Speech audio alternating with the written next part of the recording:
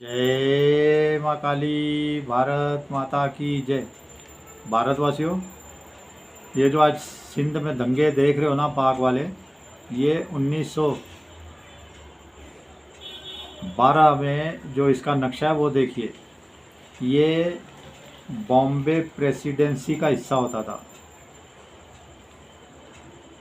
महाराष्ट्र, गुजरात और सिंध, ये तीनों एक ही राज्य होते थे भारत के। है ना मज़ेदार बात। 1912 में इसका नक्शा उठा के देख लीजिए। तब इसकी राजधानी तीनों की बॉम्बे ही होती थी, जिसको आज हम लोग मुंबई कहते हैं। तो ये 1912 तक बॉम्बे प्रेसिडेंसी का हिस्सा था।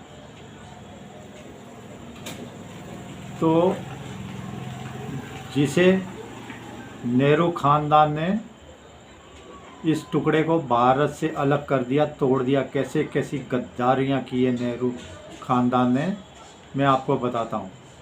1920 में ये मुस्लिम लीग ने मांग की कि सिंध को अलग करो। 1920 में तो मोतीलाल नेहरू उस समय कांग्रेस में, उसने बोला ठीक है, हम सोचते हैं। तो उसने पूरा नौटंकी अपनी करता रहा। नौटंकी करके उसने 1928 में अपनी एक रिपोर्ट बनाई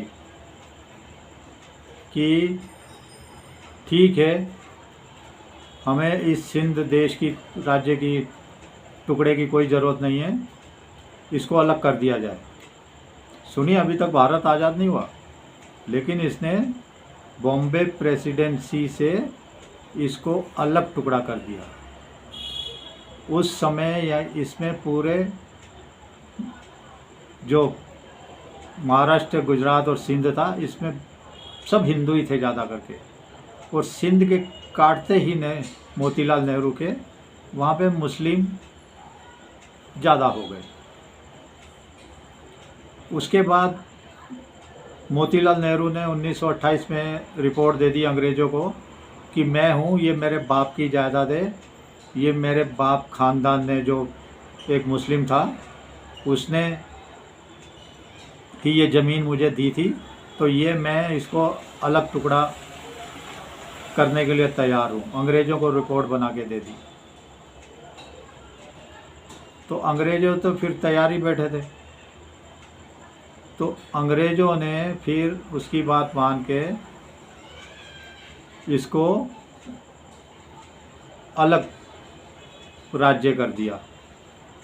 बॉम्बे प्रेसिडेंसी से काट के इसको अलग राज्य कर दिया। अगर आज ये सिंध अलग राज्य ना बनाया होता मोतीलाल ने गद्दारी से, सुअर की औलाद, गंदगी की औलाद, नीच ने, तो आज कराची जो बंदरगाह है पाकिस्तान का, वो भी भारत का हिस्सा होता। तो जिसने अलग कर दिया, तो उसके बाद जब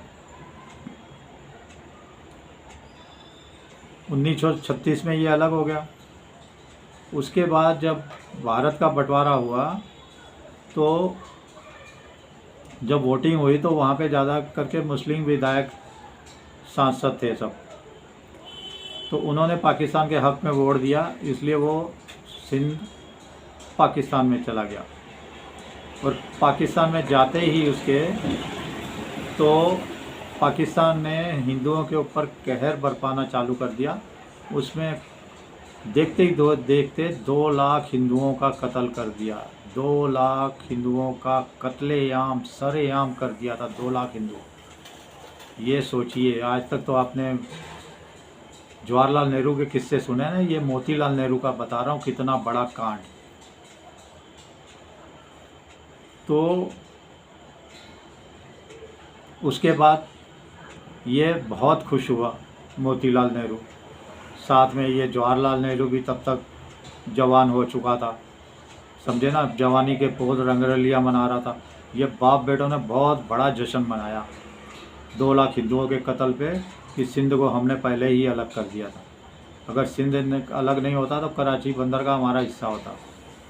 और उसी सिंध में एक वहाँ के ही बंदे थे सिंधी, नाम तो उनका मुस्लिम ही था, उन्होंने नारा दिया था 1972 की लड़ाई हो चुकी थी 1972 में, जिए सिंध करके, जिए सिंध करके, भाई हम भी अलग होना चाहते हैं। ये तो सिंध को अलग होने का मूवमेंट पाकिस्तान में 1972 से समझो शुरू हो गया। तब जिसने ये नारा दिया था उसको 35 साल तक जेल में डाल दिया था वहाँ की सरकार ने, तो वो फिर उसकी मौत हुई। तो उसके बाद आज देखिए क्या हो रहा है। आज सिंध में ये पानी के ऊपर जो भारत ने रोक दिया है, पंजाब में नहरें बना के पानी ले जाना चाहते हैं, उसके ऊपर जंग छिड़ गई है। वहाँ पे जो पुलिस से और वहाँ के आम लोग, उनके अंदर मारकाट भयंकर तरीके से मच गई है। सिंध के लोग पुलिस वालों को दौड़ा दौड़ा के मार रहे हैं, दौड़ा दौड़ा के मार रहे हैं। और सिंध के जो गृह मंत्री था उसके भी घर को आग लगा दी थी। ये पूरा घर जल रहा है धूं धूं करके, और कैसे आग की लपटें उठ रही है। और वहीं का एक वीडियो आ रहा है जिसमें दिखाया गया है, सच्चा वीडियो के झूठा वीडियो पता नहीं, लेकिन उसको एक आर्मी की गाड़ी जा रही है, उसको रोका है तो बोल रहा है हम जंग लड़के आ रहे हैं, जंग लड़के, हम जंगजू है। वो बोलता है जंगजू नहीं हो तुम गद्दार हो, तुम हमारे दुश्मन हो, तुमको हम कुछ नहीं समझते ना कुछ मानते। ये सिंध की जनता कह रही है। तो इसके अंदर ये जो युद्ध शुरू हुआ है, 4 वहाँ के आम नागरिक मारे गए हैं। तो ये पाकिस्तान में आसिम मुनीर जो जिहादी है उसके खात्मे की एक बहुत बड़ी पाकिस्तान की शुरुआत है। आसिम मुनीर बहुत बड़ा अभिशाप साबित हुआ है, जो कहा ना 1000 कट, अब इसके 5 कट कर देंगे हम। इसकी ज़िंदगी भर की ख्वाहिश घास की रोटियां खा के, हमारे महाराणा प्रताप जी की नकल करके घास की रोटी खाएगा साले जिहादी, समझे ना। उसके बाद मैं बता रहा हूँ कि इन्होंने जो तुर्की से ड्रोन लिए थे, वो ड्रोन मार मार के खैबर पख्तूनख्वा पे अटैक कर दिया। वहाँ भी 4 छोटे छोटे बच्चे मारे गए हैं, 6 साल का, 7 साल का, 8 साल का बच्चा, 4 बच्चों को मार दिया पाकिस्तान की सेना ने। सोचिए ये कितने बड़े मतलब आर्मी मैन, कितने बड़े बहादुर हैं। उसके साथ बलूचिस्तान का तो आपको समझ में आ ही रहा है कि बलूचिस्तान में अभी एक बात और बता रहा हूँ कि सब जो अलग अलग ग्रुप थे, अलग अलग लड़ रहे थे बलूचिस्तान की आज़ादी के लिए, वो सब ग्रुप एक हो चुके हैं अभी। और उन्होंने अपना अलग एक बना लिया ग्रुप, BRS नाम रखा है उसका, BRS।